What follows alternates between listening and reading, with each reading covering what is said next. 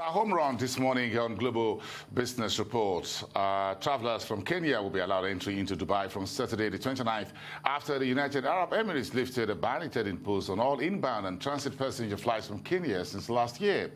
The UAE National Emergency Crisis and Disasters Emergency Management Authority announced an end to the impasse on flights to and from Kenya and 11 other African countries, which are Tanzania, Ethiopia, Nigeria, Congo, South Africa, Botswana, Eswatini, Lesotho, Mozambique, Namibia, and Zimbabwe.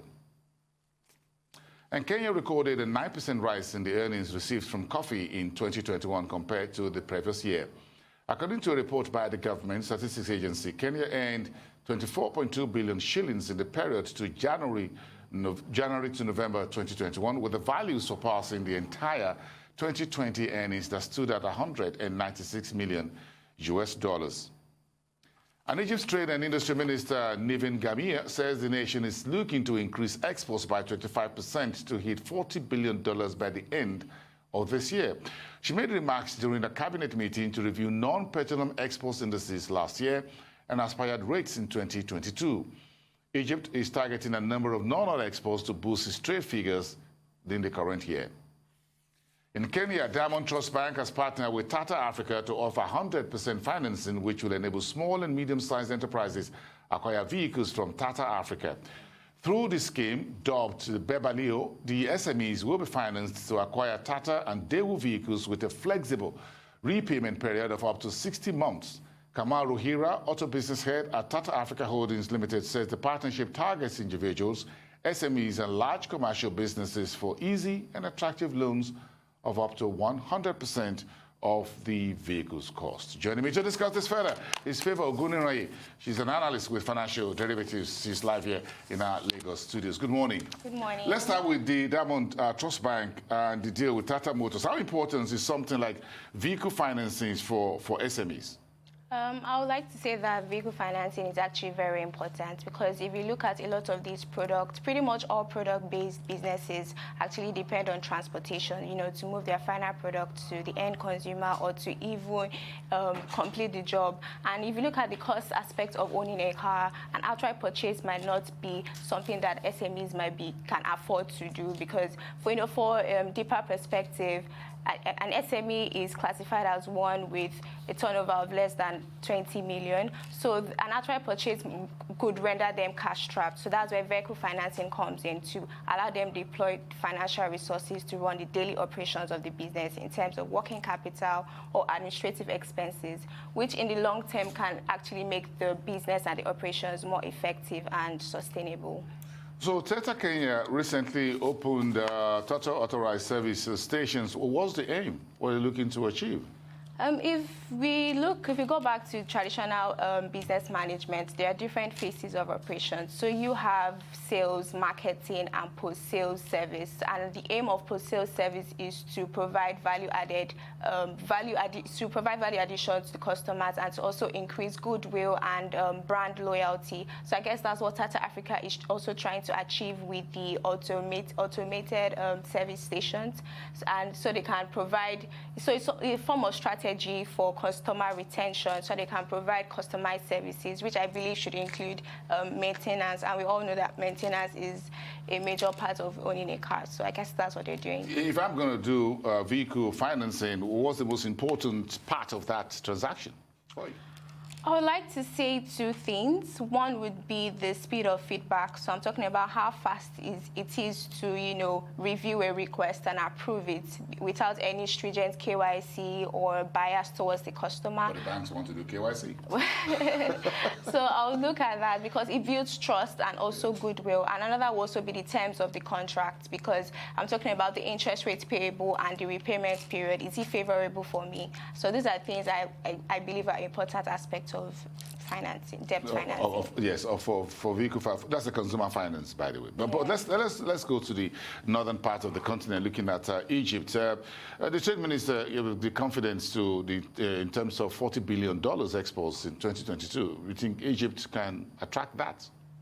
Well, in 2021, their exports increased by about 26% to reach 32 billion, and because a number of items increased. So we're talking about pharmaceutical products, and we saw that their exports of medicine increased by 35% in 2021. And if you look at the top export destinations of Egyptian medicine, 9 of them, out of the top 10, about 9 of them are Arabian countries, and 2, which are Yemen and Sudan, are like the hotspots of instability right now. So we believe that based on the existing trade relationship between these Arabian countries, that would fuel the upward trend in Egyptian medicines as well. And this same analysis is something that happened with furniture too. And if you also look at cotton,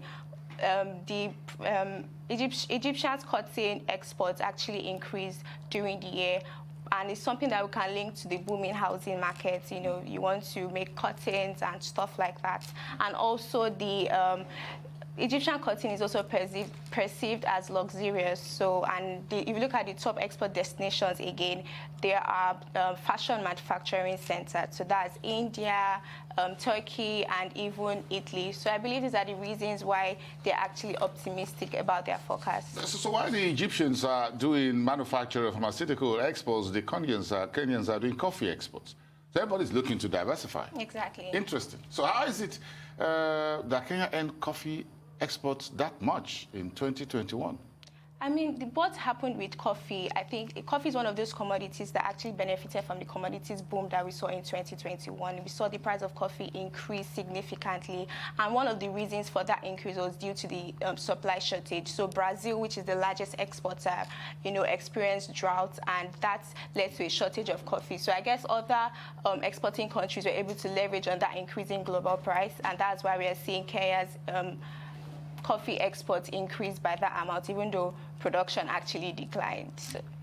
Interesting how Kenya was able to raise more, but the local the exports actually declined. Yeah. What actually happened? So it was due to, so we saw that there's this initiative that the government is doing in terms of crop diversification in order to achieve food security. So we saw farmers also diversifying and pushing their resources to farm avocado because of the attractive yield. And we also saw that some of them sold their farms to real estate developers. So those were the reasons why there was low production in coffee. Okay, so let's fly. Where are you going this weekend? UAE? Well, not yet. Not yet. Yes. Okay, so I think they finally resolved their issues between Kenya and a few other African countries when the UAE placed ban on 11 African countries. Who suffered most from these bans? Is it us on this side of the continent or the airline? I think for us here, it would be the tourism sector, the hospitality sector, because these are the people that benefit from things like this. For hospitality, that means, a drop in revenue. Because, I mean, recently, Africa has been one of the top tourist destinations. And so this ban obviously affected the hospitality, tourism, and also small businesses that actually benefit from, tourist attractions and stuff like that. So you think it's going to be back to good business? We might not see that surge immediately, but gradually we expect that things should recover. Now, Nigeria was one of the countries on the list, by the way. You think we were impacted somewhat? I would say to an extent, but I feel like for Nigeria, a lot of us here in Nigeria are actually embracing our own local tourists. So we were affected definitely, but I feel like Nigerians are also beginning to embrace our own tourist places, tourist destinations here in Nigeria.